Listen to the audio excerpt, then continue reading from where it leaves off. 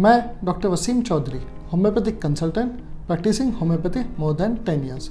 दोस्तों, इस वीडियो में हम सोरियासिस के बारे में बात करेंगे। सोरियासिस क्या है, सोरियासिस के कितने टाइप्स हैं, सोरियासिस के लिए कौन कौन सी होम्योपैथिक मेडिसिन यूज़फुल है और एट द एंड कौन कौन से प्रिकॉशंस लेने चाहिए जिन्हें सोरियासिस है वो लोगों ने, कौन कौन से डूज एंड डोंट्स फॉलो करनी चाहिए सोरियासिस पेशेंट ने, और एट द एंड कौन कौन सी होम रेमेडीज़ यूज़फुल है सोरियासिस को कंट्रोल करने के लिए। दोस्तों, ये वीडियो आप लास्ट तक देखते रहिए। ये वीडियो आपके लिए काफ़ी इन्फॉर्मेटिव और नॉलेजेबल रहेगा। Psoriasis is a chronic autoimmune skin disorder. Chronic यानी कि ऐसी बीमारी जो काफ़ी समय से चलती आ रही है। ऑटोइम्यून डिसऑर्डर यानी कि ऐसे डिजीज़ कंडीशन जिसमें हमारे ही बॉडी के सेल्स हमारे ही सेल्स को डिस्ट्रॉय करने लगते हैं और उस वजह से जो डिजीज़ बनती है उसे ऑटोइम्यून डिजीज़ कहा गया है। वैसे तो बहुत सारे ऑटोइम्यून डिजीज़ हैं, जैसे कि type 1 diabetes, systemic lupus erythematosus और रूमेटॉइड आर्थराइटिस।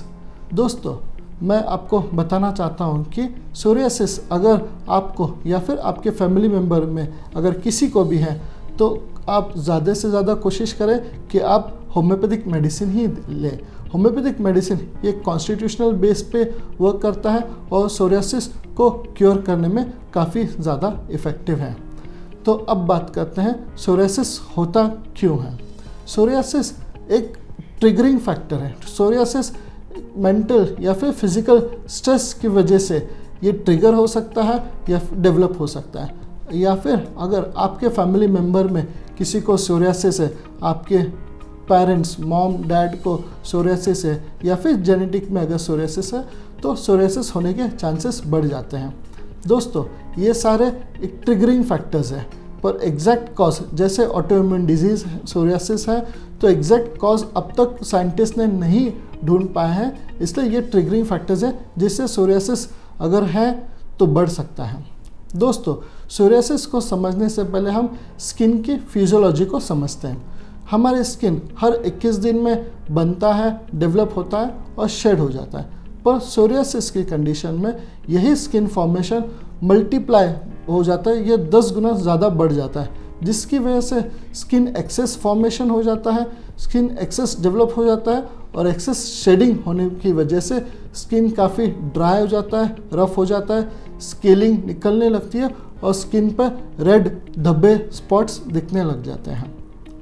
दोस्तों, सोरियासिस ये सिर्फ इनिशियली स्किन पे ही वर्क करता है, पर धीरे धीरे ये नेल्स पे भी जाके वर्क कर सकता है और जॉइंट पे भी जाके इफ़ेक्ट कर सकता है। इसलिए काफ़ी पेशेंट में सोरियाटिक आर्थराइटिस भी देखा गया है।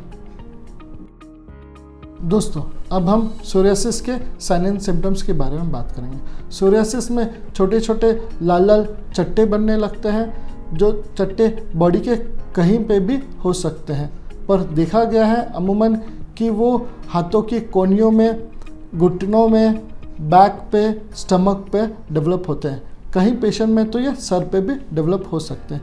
यही छोटे छोटे लाल लाल धब्बे आगे जाके इस पर सिल्वरी लाइनिंग बनने लगती है, सिल्वरी पपड़ी जैसे सफ़ेद परत बन जाती है। सोरियासिस में काफ़ी ज़्यादा खुजली होती है, स्क्रैचेस होते हैं, स्किन रफ और ड्राई हो जाती है और कहीं कंडीशन में इस पे क्रैक्स भी डेवलप होते हैं। यही सारी बेसिक सिम्टम्स हैं सोरियासिस से रिलेटेड। दोस्तों, अब हम सोरियासिस के टाइप्स के बारे में बात करेंगे। सोरियासिस के 7 टाइप्स हैं। फर्स्ट टाइप है प्लाक सोरियासिस। इसे सोरियासिस वल्गैरिस भी कहा गया है। ये सबसे कॉमन टाइप ऑफ सोरियासिस है। 8 to 9% of patient of psoriasis में ये देखा गया है। ये यूजुअली हाथों की कोहनियों में, घुटनों में, बैक पे देखा जाता है।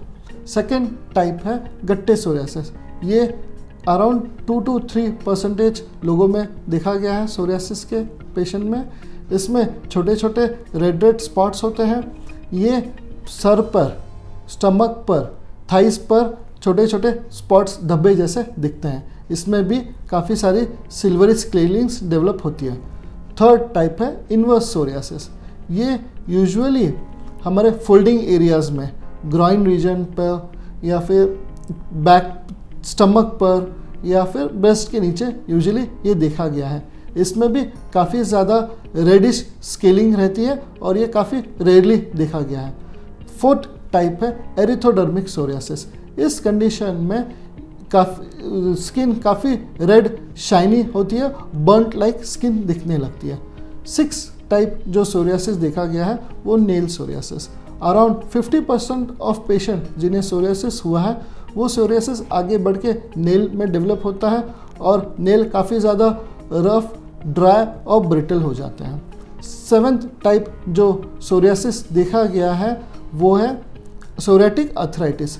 अराउंड 70 to 80% ऑफ पेशेंट जिसने सोरियासिस हुआ है आगे जाके सोरियासिस जॉइंट पे जाके इम्पैक्ट करता है, जिससे जॉइंट में काफ़ी ज़्यादा पेन, रेडनेस, स्वेलिंग आ जाती है, मूवमेंट रिस्ट्रिक्ट हो जाती है। दोस्तों ये सारे सोरियासिस के टाइप्स हैं। अब हम बात करते हैं कौन कौन सी होम्योपैथिक मेडिसिन यूज़फुल है सोरियासिस को ट्रीट करने के लिए। दोस्तों जैसे मैंने पहले ही आपको बताया है कि सोरियासिस एक ऑटो इम्यून डिजीज़ है, इसलिए ऑटो इम्यून डिजीज़ को ट्रीट करने के लिए कॉन्स्टिट्यूशनल मेडिसिन बेस्ट मेडिसिन है। इसीलिए होम्योपैथिक मेडिसिन अगर आप ज़्यादा से ज़्यादा लेंगे, ज़्यादा से ज़्यादा ट्राई करेंगे तो आपको परमानेंट क्योर मिलने के चांसेस बहुत ज़्यादा हैं। सोरियासिस में आपको आपके नज़दीकी होम्योपैथिक डॉक्टर से जाके मिलना है, उन्हें अपनी कंप्लीट हिस्ट्री देनी है। डॉक्टर आपके को कुछ क्वेश्चंस पूछेंगे और उसके अकॉर्डिंगली जो मेडिसिन दिया जाएगा वही आपके लिए बेस्ट मेडिसिन होगा। अगर आपको हमसे कंसल्ट करना है तो आप हमें ऑनलाइन भी कंसल्ट कर सकते हैं। फॉर नॉलेज पर्पस अगर कुछ मेडिसिन के नाम बताऊं जो सोरियासिस के लिए यूज़फुल हैं, उसमें से फर्स्ट कॉमन मेडिसिन देखा गया है वो सोराइनम है।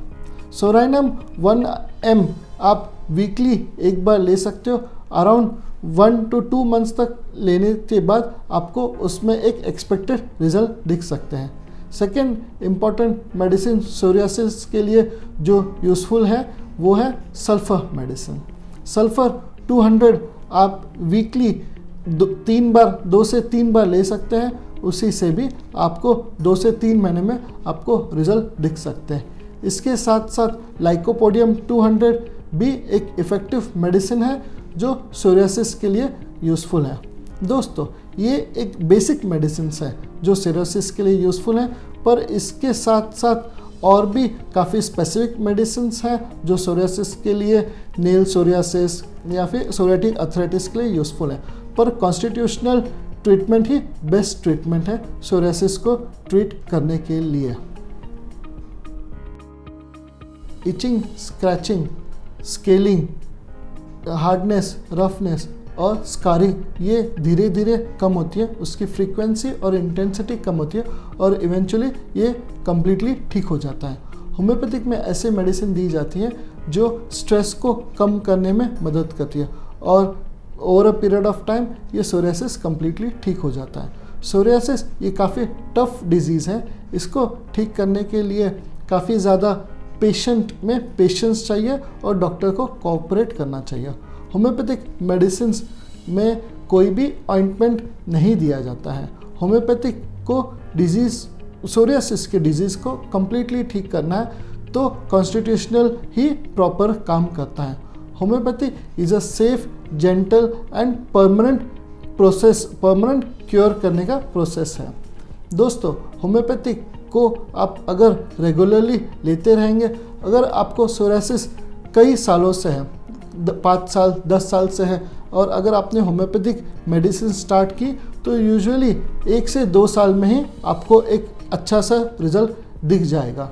होम्योपैथी सभी स्किन प्रॉब्लम्स के लिए यूज़फुल है, स्टार्टिंग फ्रॉम एक्ने या फिर कोई भी एक्जिमा, अगर किसी भी टाइप की अगर आपको डिजीज़ है तो होम्योपैथी उसको ठीक करने में काफ़ी अच्छा इफ़ेक्टिव है और ये परमानेंट रिजल्ट होम्योपैथी दे देता है। दोस्तों अब हम सोरियासिस की कंडीशन में क्या जनरल केयर लेनी चाहिए जिससे सोरियासिस जल्द ठीक हो सके उसके बारे में बात करेंगे। सोरियासिस जैसे आपको पता है उसमें स्किन काफ़ी ज़्यादा रफ़ हो जाती है, ड्राई हो जाती है, तो उसको ट्रीट करने के लिए इनिशियली स्किन को काफ़ी मॉइस्चराइज करना चाहिए।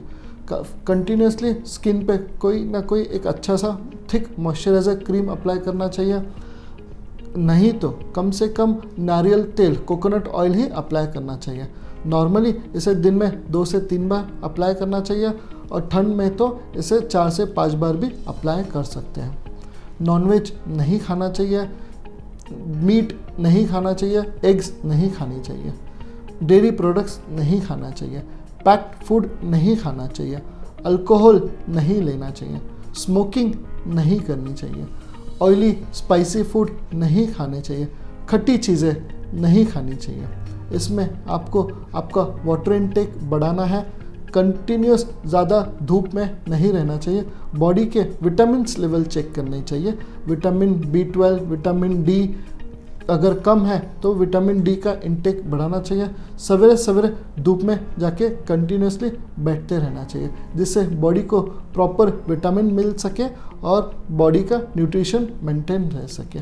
बॉडी सोरियासिस में पैक्ड फूड नहीं खाना चाहिए, कैन फूड नहीं खाना चाहिए, बाहर के जंक फूड नहीं होनी चाहिए, ऑयली स्पाइसी के साथ साथ जो थिक फूड जो है, जो मसाले वाले फूड जो है वो नहीं खाने चाहिए।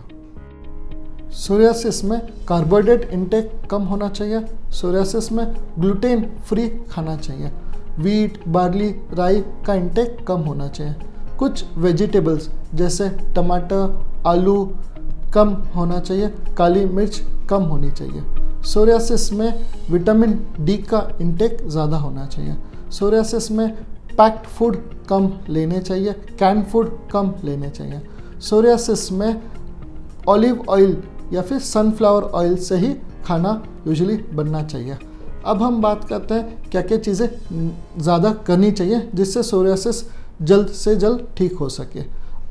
सोरियासिस में ओमेगा 3 फैटी एसिड का इंटेक ज़्यादा होना चाहिए। नॉन वेजिटेरियंस में ये फिश में ज़्यादा देखा गया है। सोरियासिस में सनफ्लावर ऑयल और ऑलिव ऑयल से ही खाने बनना चाहिए। सोरियासिस पेशेंट में जिन्हें ज़्यादा स्ट्रेस है उन्होंने योगा, प्राणायाम और स्ट्रेस फ्री रहने की कोशिश करनी चाहिए। अब हम बात करते हैं वेजिटेरियंस लोगों ने क्या क्या ज़्यादा करना चाहिए। वेजिटेरियंस लोगों ने यूजुअली वेजिटेबल्स में कॉलीफ्लावर, कैबेज, ब्रोकोली ज़्यादा से ज़्यादा लेनी चाहिए। फ्रूट्स ज़्यादा से ज़्यादा लेने चाहिए, जिसमें खट्टे फ्रूट्स ना हो वो ज़्यादातर ध्यान देना चाहिए।